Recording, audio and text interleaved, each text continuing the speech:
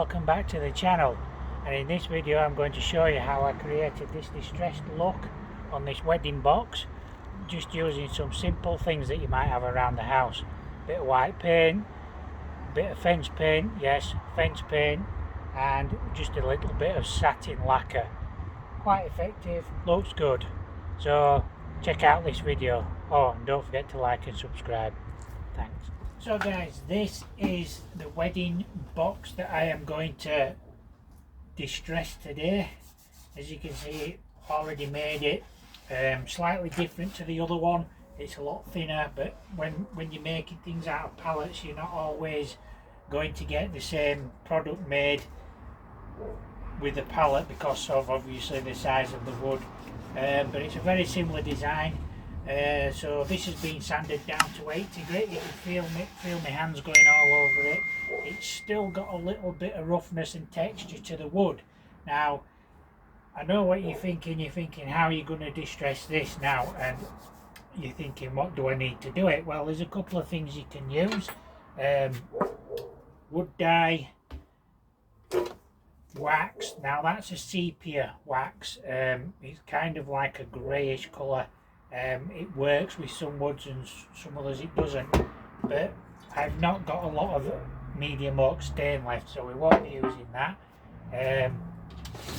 As well, fast drying satin, wood and metal, Leyland trade paint. Now if you're wondering why I'm using satin, is it because it gives you a little bit of mid-sheen. Now you could use an undercoat or a bit of emulsion if you wanted, but the viscosity of emulsion isn't the same. This will stick better and it will give you a better finish in the long run for when it comes down to sanding it. So we'll put that to one side. Now if you don't have any wood stain, you'll notice I've just brought a bucket in. This is a spare bucket. This is fence paint.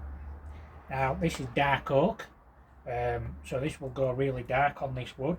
You could use any colour you wanted, but it is pretty good stain. Now when you think how much a tin that size will cost you, I think that was around £15.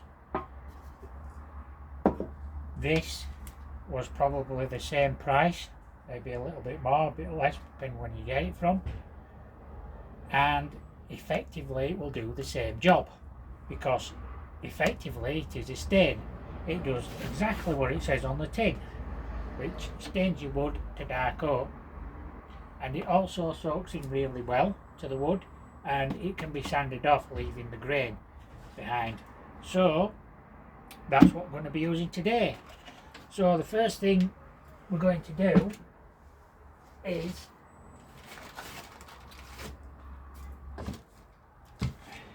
make sure your work surface is relatively clean. I have put some cardboard on.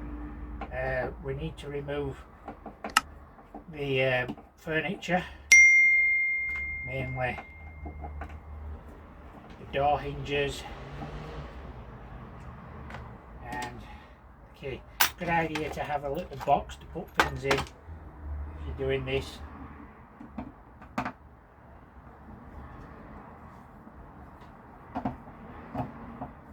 Sure you keep all your screws in the door furniture together. Now there's another debate we could get onto. Do we call it accessories or door furniture or furniture? I like to call it furniture because you are furnishing and finishing the product that you've done. Same with doors, when you fit doors, it's called furniture. However, modern days we'll probably call it bespoke accessories or something fancy like that. Make people think they're getting something they're not. So this is a bit time consuming. You'll notice I'm using a screwdriver and not an electric one, is because I don't want to damage the heads of the screws. It's very important that. There is nothing worse than having screws that have a little bit of metal showing because you've ripped the shreds out of them.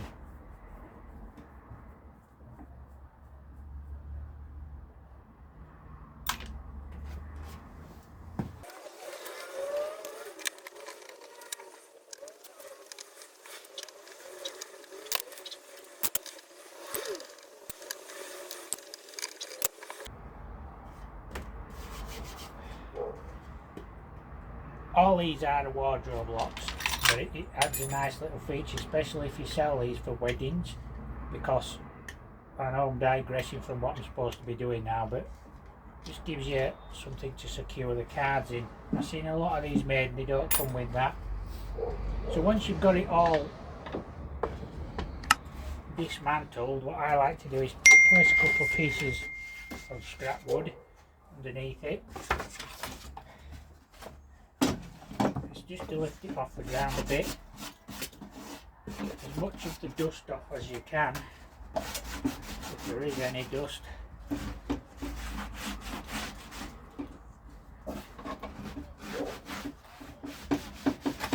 Disposable gloves, and I would recommend wearing them because the paint can go anywhere. Now this is a water-based substance, is fence paint. You'll have seen it in DIY shops everywhere, you know, like I said, various prices, various makes. However, it is very good at staying wet, and it's a damn sight cheaper, especially if you're doing a lot of projects. But most people will have a tub that they've been using to paint the fence with. So what you do is you start at the top and you work with the grain. Quite happily go that way, but you need to finish off with your brush with the grain, because you want to try and get as much as the line following the grain of the brush stroke.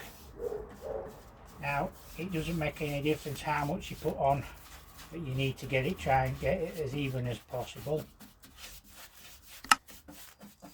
Now there's what's called dragging, so I can feel the brush dragging because it is soaking straight into the wood, and it really won't take a long time to dry. You're talking 20 minutes, half an hour naturally.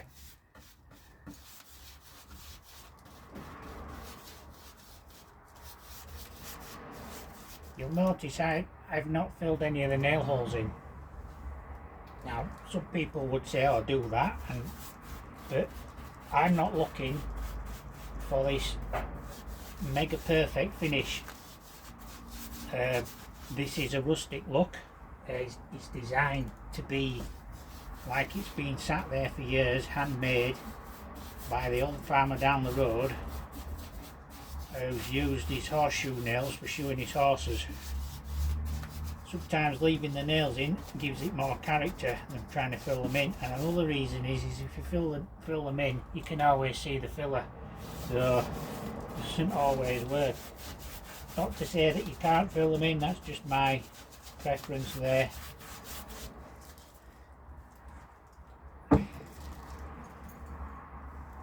Again, with the grain of the wood,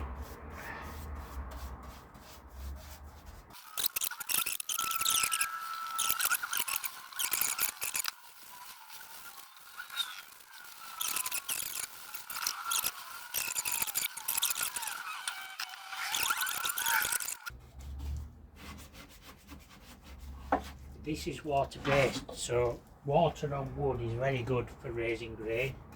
Another thing you can do if you want the grain to lift is just to wet the wood with a spray bottle. Get yourself a cheap little spray bottle, give it a spray, and it'll lift the grain in the wood, which gives it some texture. But when this is finished, this will be super smooth to the touch, but it will look like it's rough. The wood will look like it's rough, so if you run your fingers on it, it'll give you that illusion that you're going to get a rough texture, and you won't, because of the way we're doing this.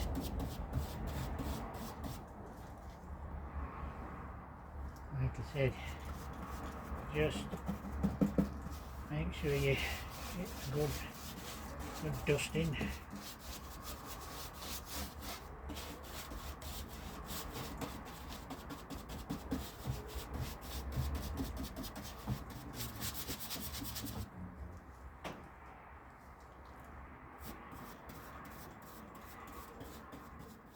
If it's a nice hot day in summer, go outside and do this, because trust me, this will dry in about 5 minutes. it does not take long at all. But I mean, just looking at it as a wood effect now, you can clearly see the light parts of the grain and the dark parts of the grain. So you can see the effect that just using fence paint is doing to the wood. I mean, I've done this quite a few times with fence paint and decorative items, because it is just so good at staining the wood. It does exactly what it says on the tin, which is amazing. You see me going over it again now already. So this is going to need at least 20-30 minutes before we go to the next stage. There is another thing you can do if you have got some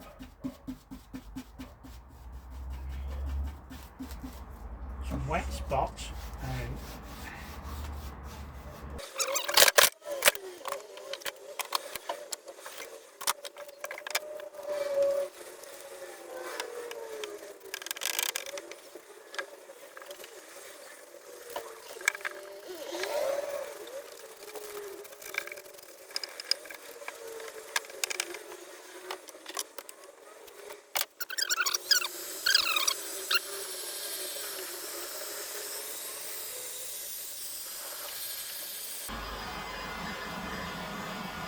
What this does, it just dries it out quicker. I mean, I'm probably just going to leave this now, just demonstrating, but I'm going to go and have a brew and have a cup of tea and my dinner. I'm just going to give this another coat at the top, because I want it to be really dark underneath.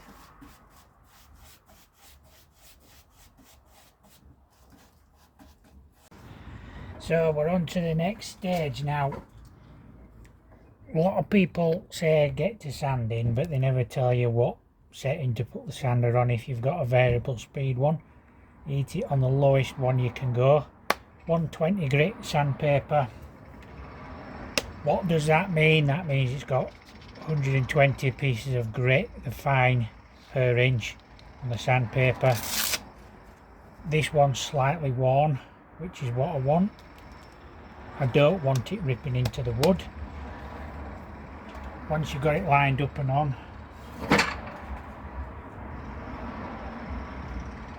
you can then start sanding it. Be very gentle to start with. Go on. Let the sandpaper do the work.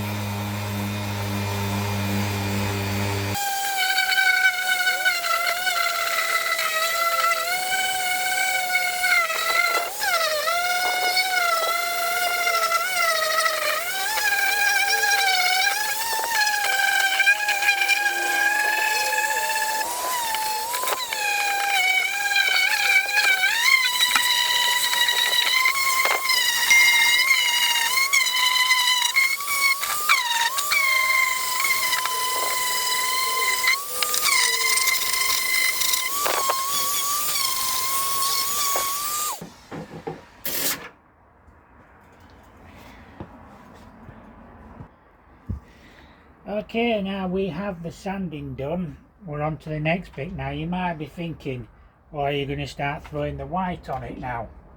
The answer to that is no, I'm not. I don't know whether you can see this grain now. You can see where I've sanded it. All the high spots and the low spots are removed, and you're left with the really dark grainy colours in the grains. This is where the wood stain or the fence paint, as I've used, has gone into the grain. I've used 120 grit sandpaper.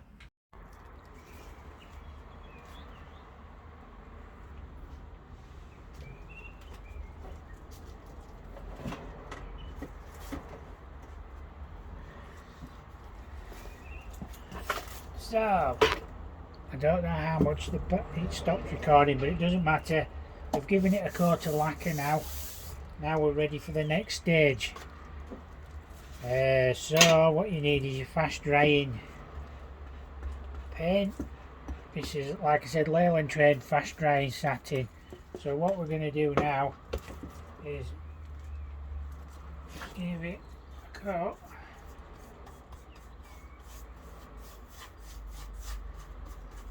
Now this does not have to be like a full-on cover of coat, so you just need to literally just brush it on as rough as you like. I've got a piece of crap in it there. I like to get some plenty on the edges, like round into the corners and crevices. Right, I mean, you don't want like lumps, you want to try and get it as smooth as possible, because we are aiming for a smoother look. So we're just basically applying the paint now. Move that out of the way for a second. Been doing some other projects here while I've been waiting for that to dry. This is that sepia finish. So this has gone on to a standard really old pine, and as you can see, it makes the grain pop.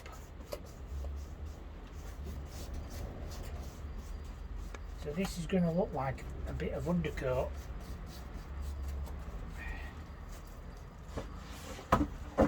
Done.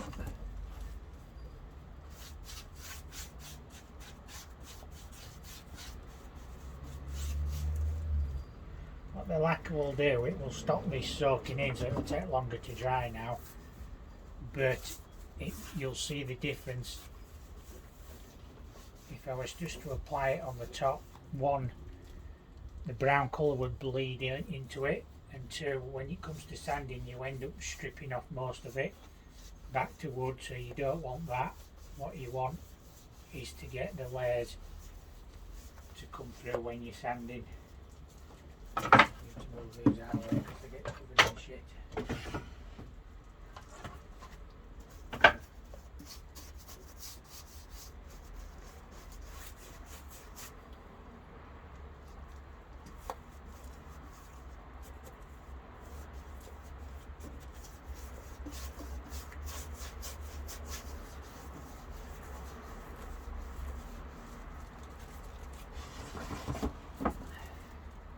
You can see the colour coming through, because obviously one coat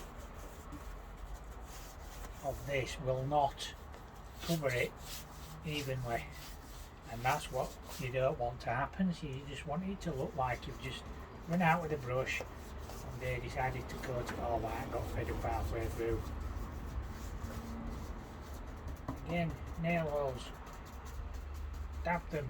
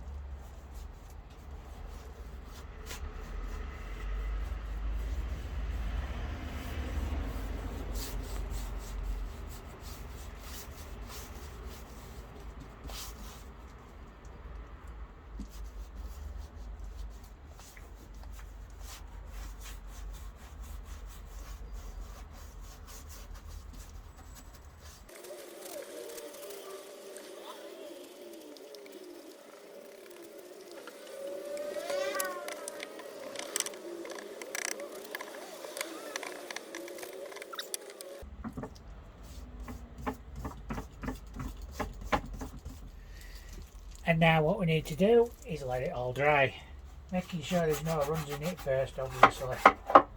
So all this needs to dry, making sure you're happy with what you've done. And now this needs to dry, like I said. So there we go.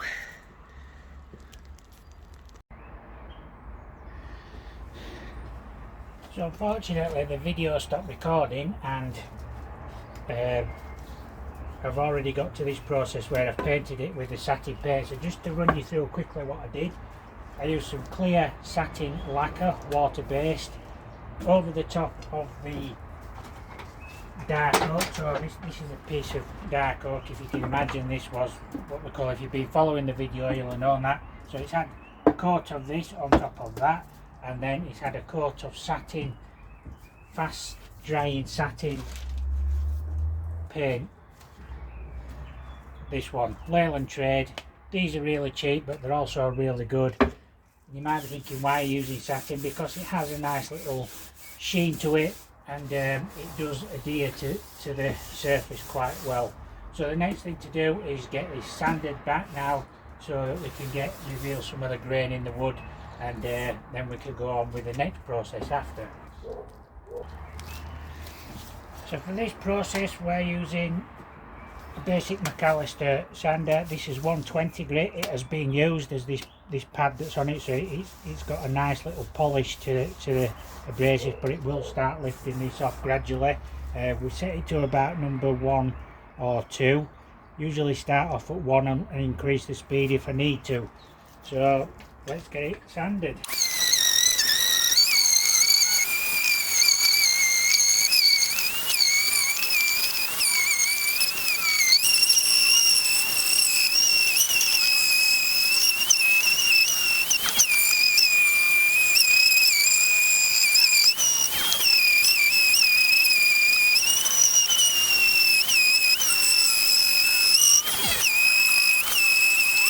So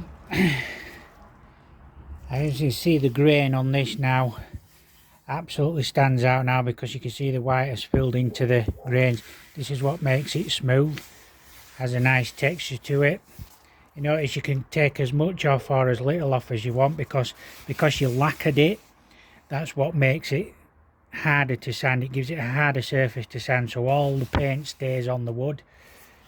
So all you've got to do is, you could give it another coat of lacquer if you want, if you're happy with it, or you could just leave it like this. Because you've used satin paint, it will give it a nice finish to it once it's sanded.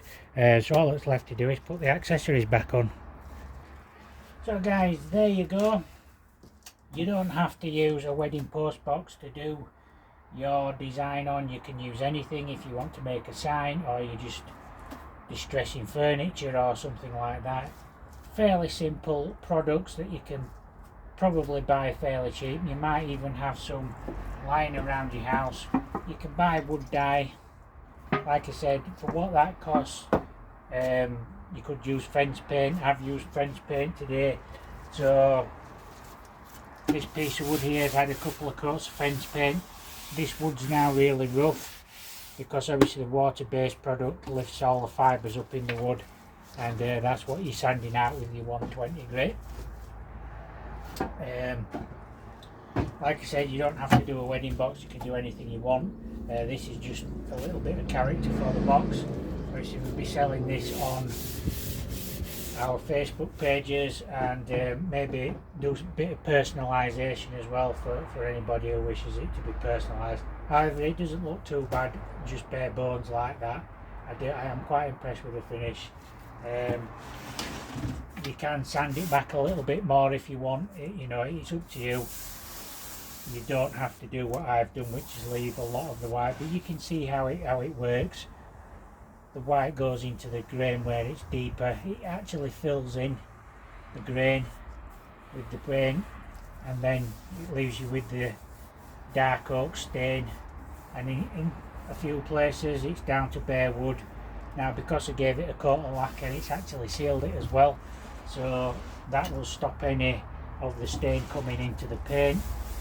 That's why you use the lacquer. The lacquer hardens the surface for the paint sticks to the lacquer, and then when you're sanding it, it makes it a lot harder to get it back, so you can control what you're sanding off as well. So this is extremely smooth. All you can feel is the grain, which is what you want. It looks rough, but it's very smooth. So yeah, there you go. Like I said, you don't have to do a wedding box if you don't want. You can do anything you want. So yeah, there you go. This is how you do it. So hope you enjoyed the video. Hope you got something out of it today. Don't forget to like and subscribe to the channel. We do appreciate everybody who's doing that at the moment. It's nice to know there's somebody watching. So yeah, don't forget to check out my other videos, and I'll catch you in another video.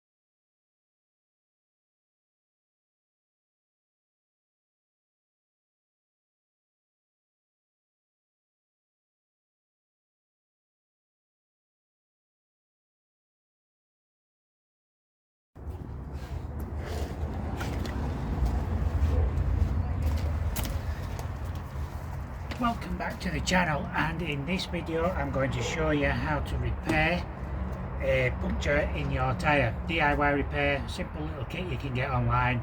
I'll put a link in the description down below. And basically the story is, this has gone in for an MOT and they told us that we needed a new tyre at the cost of £120. I said, what's wrong with it? They said, it's got a nail in it. I said, so you're not failing it then? They said, no, because it's not a serious fault. I said, well then it's not serious enough for a new tyre then, is it? Nail in the tyre, simple fix. It doesn't, you can always take it somewhere, but this is a simple fix if you're always getting nails in your tyres like me. So we're going to get the tyre off now. I say the tyre, I'm going to get the wheel off, and then I'm going to show you how to repair it. So watch the rest of this video, and don't forget to like and subscribe. Thank you very much.